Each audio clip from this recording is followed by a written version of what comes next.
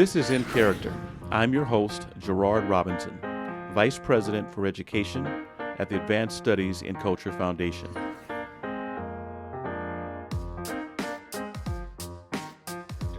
I am joined today by a gentleman I had a chance to speak with in a group setting where we had a great conversation about education and the role of teachers in it. And with the one-on-one in culture session, it really gives us an opportunity to learn more about the person who either you're going to see or listen to. So, Shawn, welcome to In Culture. Thanks for having me, Gerard. So I know a few things about you already from our previous conversation. Let's assume that no one else has taken a look at that video as of yet. Tell us a bit about who's Shawn. Sure. Well, I'm in my 10th year in education. This year, I've taken on a new role as my school district's Government Relations Liaison. Prior to this year, I was teaching ESL Algebra 1, and my background is also in special education. I've got my last 3 years have been here in North Texas in Lewisville, about 20 minutes north of Dallas. And then my previous 6 years were then in the state of Oklahoma, Norman, Oklahoma. Norman. So special education, a growing sector of our K-12 demography, roughly about 10% of the students. What attracted you to work with students in special education? Well, just prior to becoming a special education teacher, I was working as a job coach for adults with disabilities in Oklahoma City. Okay. And I kept seeing this trend where these recent high school graduates were vastly underprepared for work and life after high school, right? Like they all wanted to work at GameStop at the time. And I said, well, first of all, when you go into GameStop, there's only ever like 2 people in their tops. Also, they don't just play video games, right? Right. Retail industry. And so in that just process of really having to coach young adults with disabilities in their jobs, I said, I want to get on the front end of this. And so I went back to school and got my master's in special education and started teaching. So you're a perfect example of someone who saw a problem and said, well, here's the solution. I'm going to be the solution. I like to think so. Yeah, I did my best. No, that's very good. We're looking at roughly 6 million students who have a disability in our public school system. If you look at the class of 2018, the graduation rate was roughly 67%, but only 7% of those who go to college go, and then of that, very few finish. And so that's a very strong population. You're now in Texas, you worked in Oklahoma, and now you're involved in government affairs. Having worked in government, we also know it as lobbying. Tell me what attracted you to leave the classroom and to actually do the kind of work you're doing today, because that's not something we often see from our educators. Right, yeah, it's actually really uncommon, and it catches legislators and their staffers off guard. I'd say my launch into advocacy really began when I ran for Oklahoma State Senate in 2016. So I was frustrated with the low teacher pay in the state of Oklahoma and the lack of resources.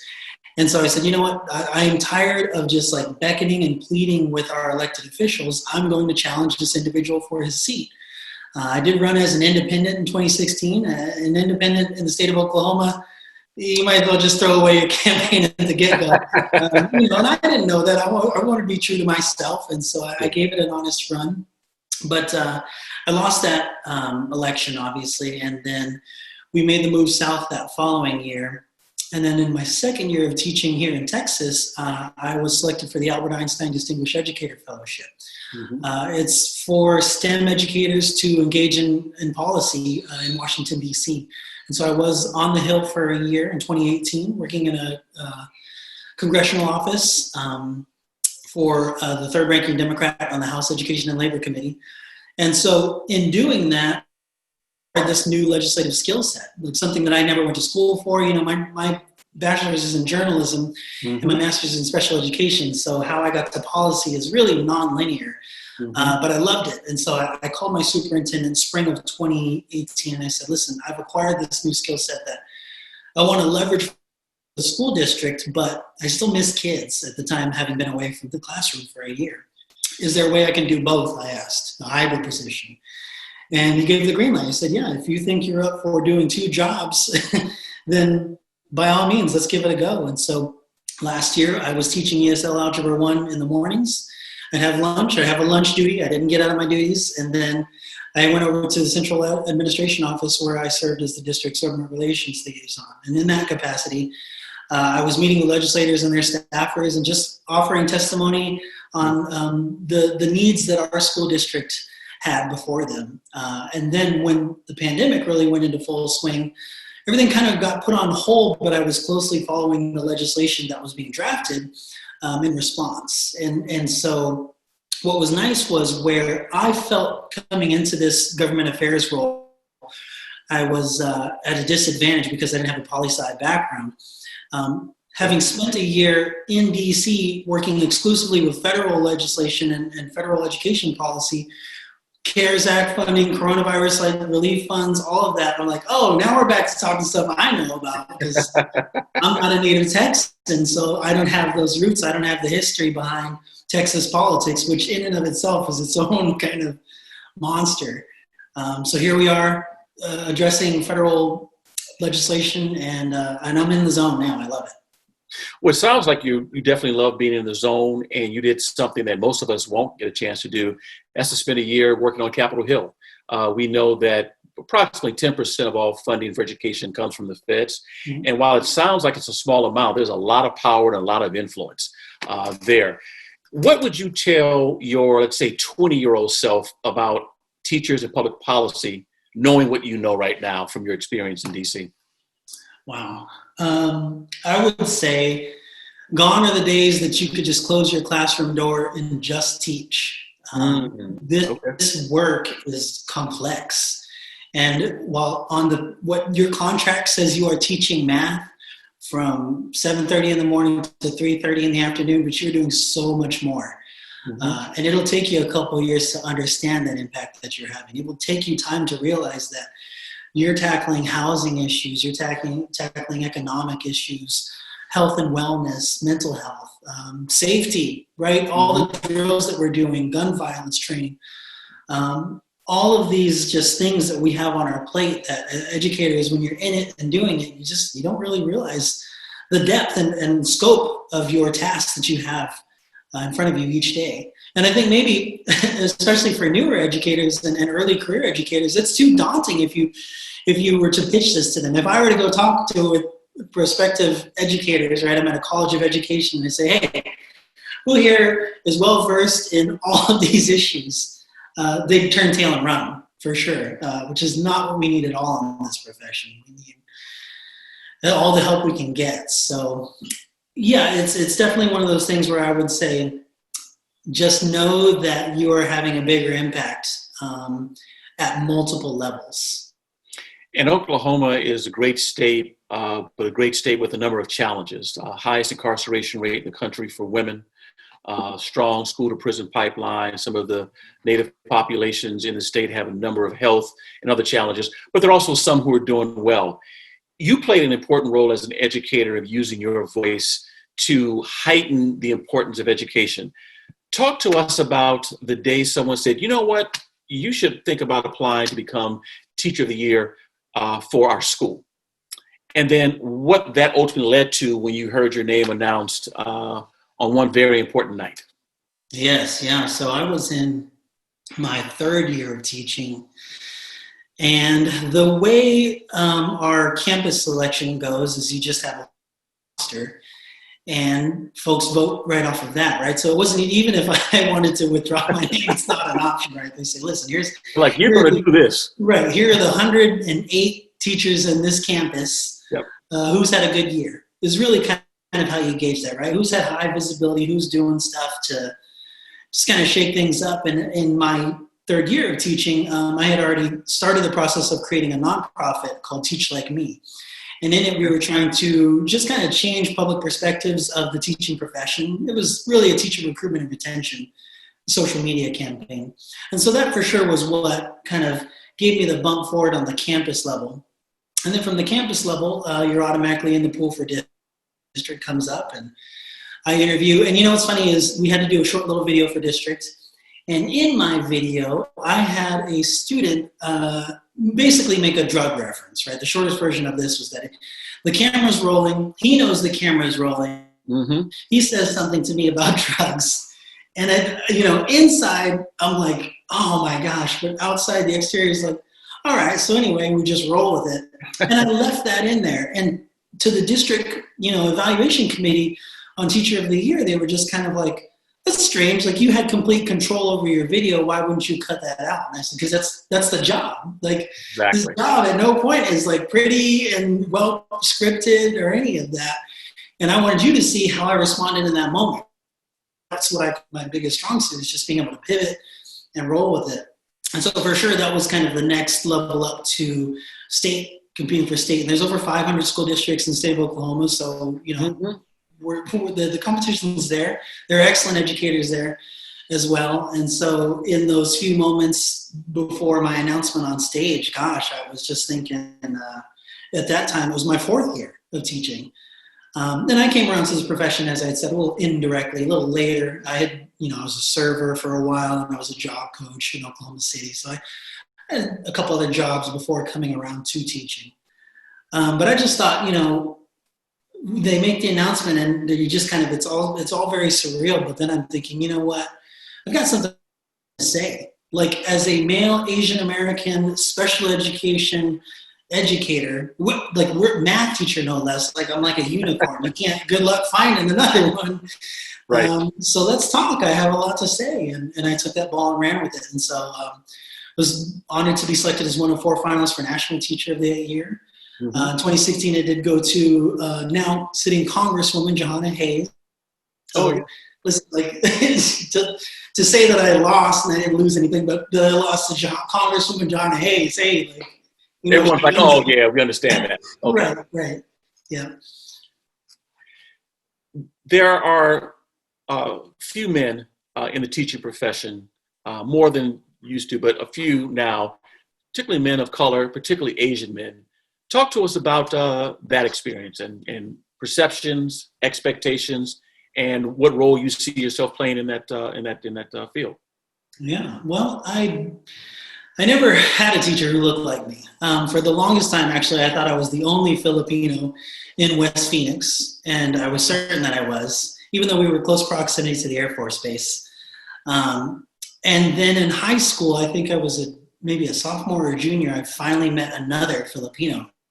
Just this moment of like, oh, hey, like there's more of us. I had no idea. Because, we would talk about representation in the media. My options were Jackie Chan and Jet Li, and I'm way darker than both of them. And so I remember substitute teaching briefly in Florida, and inevitably I get question, are you Chinese or Japanese? And you have to, all right, so Asia, let's talk about Asia. Let's talk about the vast expanse of, and this happens with our Latinx populations, just comparisons abound. They want to simplify it all down. But what I found almost immediately, being a special education minority male teacher, is that all of a sudden I was the representative for all students of color. And now I'm the go-to resource for all of our male students of color who are having behavioral challenges. Why that is, it could be any number of things. And I don't want to, overlook the fact that I'm 6'1", I am of a darker complexion, and so I think the link is natural. Like you're saying, well, these two seem similar. So why not, right? And I was never put off by that. I was never offended by that. But I did have to have some real frank conversations with my students about, like, hey, listen, to be clear, like, I am a Filipino-American, and that's not the same as being African-American. That's not the same as being Black, not at all, not by a long shot. I don't experience the same struggles that you all have. Where we have some overlap, but we have more similarities. And actually, Filipino culture is more similar to Hispanic culture in that Spain invaded us a long time ago, and so the surnames are similar. You might have like Santos and Lopez in the Philippines. I also have a lot of pride in it because, I wasn't going to be frustrated that now I am the sole delegation, representative for all students of color in this predominantly white, high school that consists of a staff that is almost exclusively white. Now it felt like I had a little bit more of a burden to shoulder. Right, like it felt like eyes were on me more. And if it meant that I was just kind of that comfort place for other kids, specifically my students of color, then so be it. Great, because I never had that, right? And when you don't have that representation growing up, it's like you don't exist. And when you don't exist anywhere else, then you don't really have a blueprint to follow. Mm-hmm. That's so true. Well, first of all, thank you for your willingness to open up your personal story with all of us. And it's important to hear because, again, we make assumptions and you're saying, yeah, but. And in fact, as we're having our national conversation right now in terms of White House politics, I'm from California, went to Howard University, Vice Presidential nominee Kamala Harris is both Indian and she's also marketed as Asian American. And even within that, there's a number of conversations taking place on what that looks like. So you've seen it in many ways. Well, Shawn, first of all, from what I've picked up from both your brilliance and your passion, I'm glad that you were actually selected as Teacher of the Year. Glad you had a chance to work in public policy because a number of people who are making policy for teachers have never set foot in the classroom at all. And so you're able to bring in a real world experience. And also the fact that you decided to run for office. You know, it's one thing to be on the sideline, but you did what Theodore Roosevelt said in a very famous speech about the man in the game. And I'm paraphrasing now, but leaving the sideline and actually getting to the game, doing the work. So thank you for that. Hey, it's an honor. It's just been a learning experience, and I hope that it paved the way for others, right? So, I mean, this, and I want to just comment that in my 2016 class, there are two other 2016 State Teachers of the Year, Arizona and Nebraska, who are running for office, state level office in their respective states. So Christine Marsh is running, she's out kind of in East Phoenix, Scottsdale is where it is technically, running for Arizona State Senate, and Tim Royer is in Nebraska. They're unicameral. They don't have a House or a Senate. It's just one body. Okay. But he is running. And so both of those individuals know what it's like to teach all day, then go home and change, have a granola bar, and go out and knock doors at night, right? And it's exhausting. It's hard. And you have to step outside your wheelhouse of just like, they know you're good on education. That's not what the questions are going to be about. Questions you're going to get on the doors or everything else. It's healthcare. It's, military and veteran services. It's housing. And so you have to get, just up to speed quickly. But the good news is, as educators, you can speak to a lot of that. And we'd had this conversation earlier about if I'm speaking to my 20-year-old self, it's that you don't know this, but you are walking in a lot of different paths at once. And then, of course, just most proud of my 2016 cohort, Congresswoman Johanna Hayes, who she called me before she was considering running, right? She's like, listen, you did it at state level, and some folks are talking to me about, federal level, and this is crazy. And so we had a good conversation about it. And so all this coming back to just like, I lost, and I've lost a lot of things.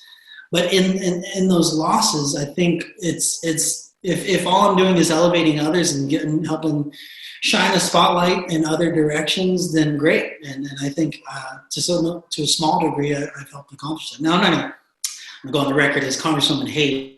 This is Congresswoman Hayes, so I don't get to take any credit for that.